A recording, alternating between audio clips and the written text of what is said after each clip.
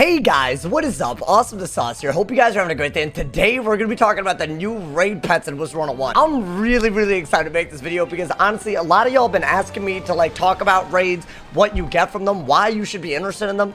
And this is a gigantic deal, y'all. Some of these pets are literally the best pets I've ever seen in Wiz. Now, before we get right into it, I do want to say something about these pets, and this is very important. These pets are just like Decathlon pets, meaning they are exclusive.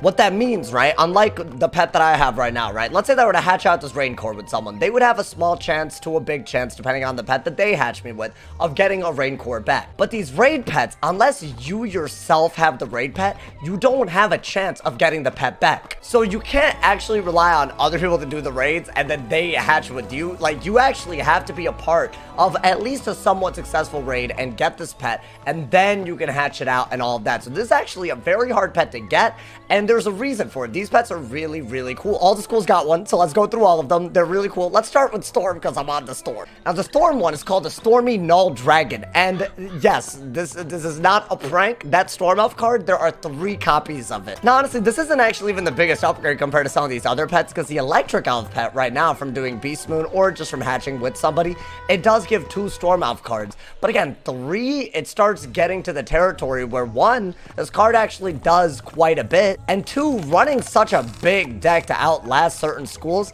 might not even be needed if you can just elf 3 times in a game. That is a lot of elves, and if you have a small enough deck, it might be the meta just to run a much smaller deck on a Storm. Like, there might be so much more offense at Storm's disposal. Again, the difference between 2 and 3 might not seem like a lot. It is a lot. When you're talking about this game and the RNG when it comes to deck pulls, the difference between pulling that 3rd elf and the 2nd elf might be the difference between winning and losing. But that is not all. These pets are about to start getting crazy, so let's keep going. The Fire Nullity Dragon, it gives 3 item card fuels. Now, right now, much like the Electric Elf, the Dapper Corgi is a pet that gives multiple fuel item cards. You can get up to 2, so this is a mass fire trap, but you can get these 2. Now, you can actually get a 3rd. Now, again, this might seem small, but if you're doing a trap stack strategy where item cards become important, or honestly, if you're doing any sort of strategy, this could be the wave. Now, I do think that there's, you know, maybe a reason to use this versus a bubble, but I think once you start hitting 3 item card fuels, I think it's way better than a pet that gives a bubble like the Lord of Summer. I think this is a breaking point. I think 2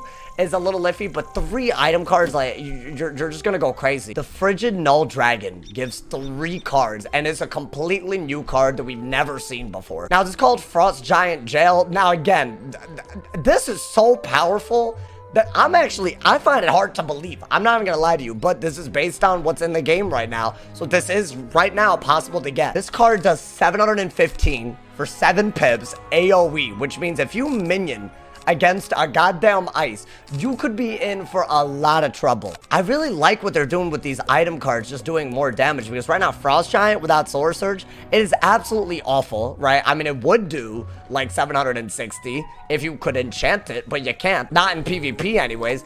And honestly, if you're looking at the actual spells that Ice has, we're looking at basically a Woolly Mammoth for 7 pips. This is actually a very powerful card. It's basically comparable to a Colossus, which is a conditional, but now it's an AoE, and you actually do get 3 copies of it. Now, will this be worth giving up the Balefrosts that you get from an Ice Blimp? That is the honest question. I have a feeling that this is actually comparable. It also might make Troll Minion a little less useful against another matchup, which I can't stress to y'all enough how important that is. I think this needs a lot of counterplay, because right now it's all about just trolling someone that trolls you back, and it's ridiculous. So I feel like that is a good thing that they've done.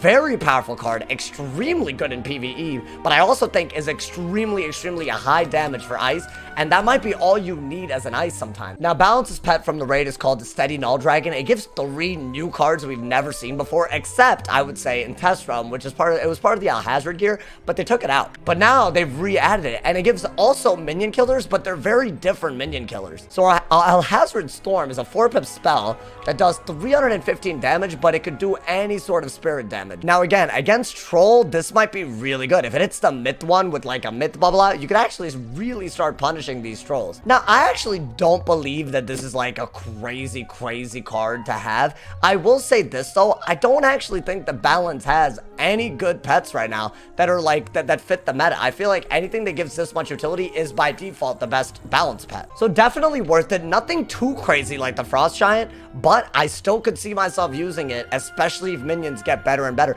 Just extra minion killers for a balance cannot be a bad thing. That's a very big weakness in Balance's toolkit.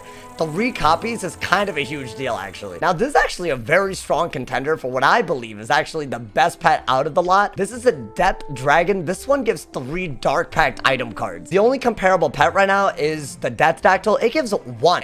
We're not talking about a normal spell. This is talking about something that can clear a weakness and give you 2 35 blades to work with. I have a feeling that with that many Dark Pact item cards, you could actually just start using Snack Attack more than anyone has that. Because think about it. How do you counter a Dark Pact, right? Like if you shield, you're just gonna get poisoned into a hit because you have 2 blades. So if you weakness, you might also get Snack Attacked. I feel like this is probably one of the biggest like buffs that Death has gotten, because Death doesn't have like a really ace in the hole type of pet. 3 Dark Pact item cards. We're talking about very powerful blades, very high utility, clearly the best pet, blows every other pet out of the water. If you're a Death Wizard, you're gonna want to do raids for this pet alone, especially if you PvP. I cannot stress this enough.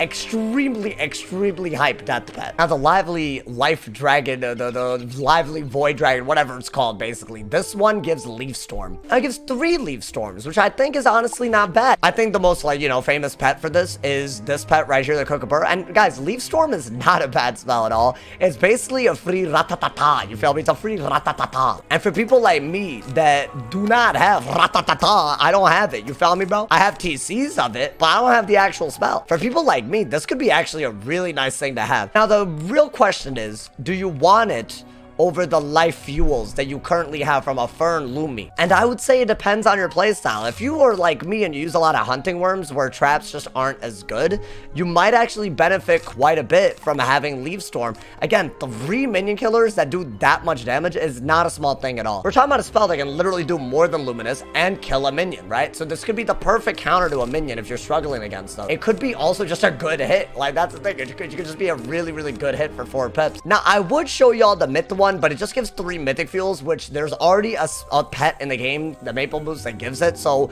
that's the only one that's completely repetitive, as in like you shouldn't need to do it as a myth. But yeah, y'all, these are all the dragons that you can get from the raids. You do have to do successful raids in order to get them.